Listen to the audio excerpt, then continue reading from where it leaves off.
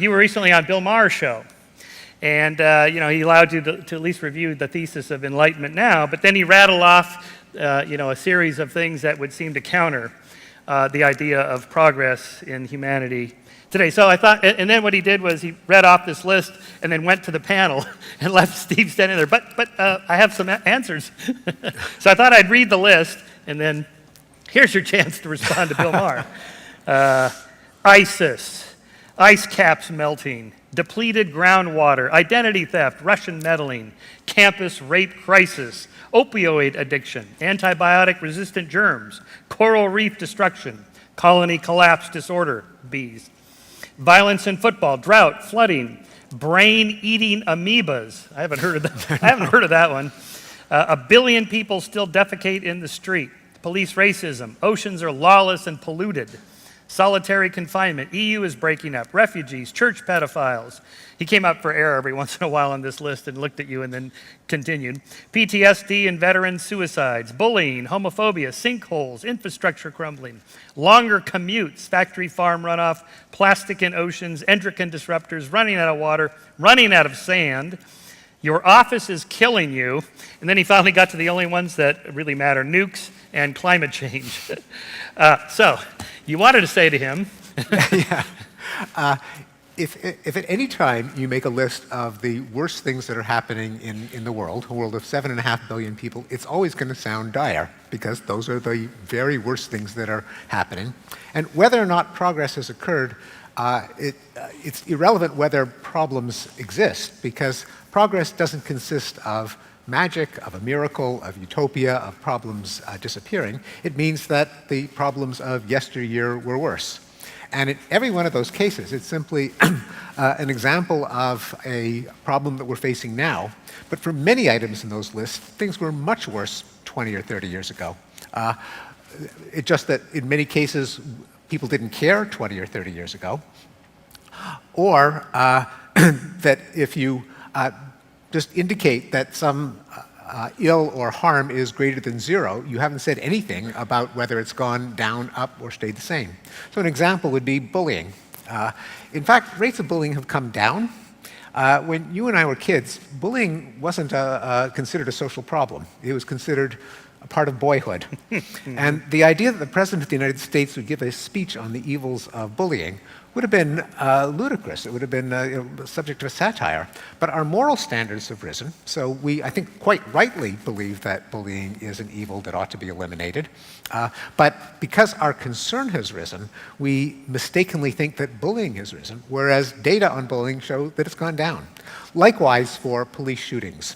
I mean, we should absolutely reduce police shootings in the United States.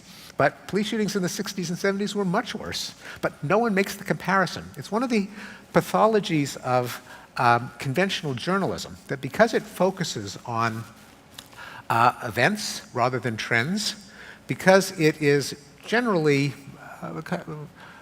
resistant or indifferent to numbers, to data, and because there is both a commercial and a moral impetus to report the worst, both because there's a belief, untested and probably false, that only bad news sells, and because many journalists feel that it's their conscientious responsibility to report what's going wrong. Reporting what's going right is considered to be kind of public relations, advertising for some other section of the paper. Right. And so there are habits like compiling these lists, which you can compile at any time. You compile the lists in the 1970s, you would have had double-digit inflation and double-digit unemployment and a world that was going to run out of petroleum. Turns out that's not our problem. Our problem is the opposite. There's all too much petroleum. Gas lines. Nuclear standoffs between the US and the USSR, including Richard Nixon raising the level of nuclear alert during the 1973 Arab-Egyptian War. Even the concept of war between Israel and Egypt. People seldom notice that that's gone. They don't fight wars anymore. And they used to fight them every few years. And there was an ozone hole. In the 1960s, there was radioactive strontium in milk that was taken up in children's bones and teeth. So compiling a list is really irrelevant to understanding the state of the world. To understand the state of the world, you have to look at data that look at how the various crises have changed over time. Trend lines, not headlines. Headlines, as Bill Clinton said. To give That's right, it was too. Clinton that said that. Yeah. Well, I'm reminded of the news coverage just the last 2 days of the Hurricane Florence. Yesterday, or maybe it was even this morning, Anderson Cooper is standing, waist deep in water in waders with his microphone, and then just like 3 feet away, the camera crew's in like ankle deep water. And it's like, why is he standing there? Because it's more dramatic. Yeah. And then 2 days ago, there was one of these viral videos that went viral of a, I'm not sure what network it was, but a woman or the reporter, I think it was a woman, was leaning into the wind and, screaming into the mic, and and she's got the outfit on, the rain outfit and all that stuff, like she can just barely report the news. And then in the background, you see these 2 guys sort of strolling by with their briefcases, and just like, it was just like another day. It's like, okay.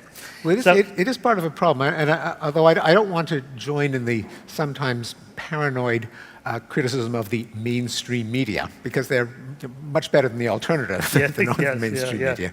But on the other hand, there are some distortions that are built into the nature of journalism. And in my books, The Better Angels of Our Nature and Enlightenment Now, and in your book, The Moral Arc, part of my mission, and obviously yours as well, was to point out that the direction of history, even of current affairs, is very hard to glean from the news because of certain systematic distortions. One of them is news is about stuff that happens, not stuff that doesn't happen. And so if there is a part of the world that's been at peace for 30 years, like Southeast Asia, which beforehand was in bloody, horrendous war, then they just decided to stop fighting wars. But not fighting a war is not news because nothing's happening. Gradual changes are not reported. As Max Roser has pointed out, the papers could have had the headline, 137,000 people escaped from extreme poverty yesterday, every day for the last 30 years. But they never ran that headline because there wasn't a Thursday in October in which it happened. Right. And so 1.25 billion people escaped from extreme poverty, and no one knows about it. In fact, people think, when asked point blank, do you think that extreme poverty worldwide has increased, decreased, or stayed the same? A large majority of people say stayed the same or increased, and the answer is decreased. Also, there are some, on top of that, there are a few, I consider it like journalistic malpractice to do this. One of them is to assemble the list of all the things that are going wrong and juxtapose them to imply that we've never faced greater peril. Another one is often there will be a trend, and no trend is perfectly monotonic. That is, always goes down, never, or stays the same, never goes up. All curves for anything you want to measure in a society, in the world, have zigs and zags. So if you take a trend like declining deaths in auto accidents, for example, deaths in auto accidents have gone down by 95% in the last century, but not in 100% of years. The curve looks like this. Okay? Now, imagine that every time the curve reverses direction, there's a story in the paper. Auto accident rate increased this year because it's news, because each of the last 10 years it decreased. So a reader of the paper is going to see nothing but stories about how the rate of auto accidents has increased, whereas in fact the overall trend is for it to decrease. So that's another example of how there's kind of a systematically inaccurate picture of the world from the tiny moving window of daily news reporting. And I can't help but can't resist mention one other kind of systematic pathology, and this is since nothing affects every last person on the planet or every last person in a country, you can always focus on the tails of the distribution to accentuate the negative. So the New York Times, for example, recently had an article after a bit of publicity about the World Happiness Report, which ranks countries in terms of how happy their citizens say they are. And at the top of the list, reliably, are Nordic countries like Denmark, Norway, Sweden, Netherlands, Finland.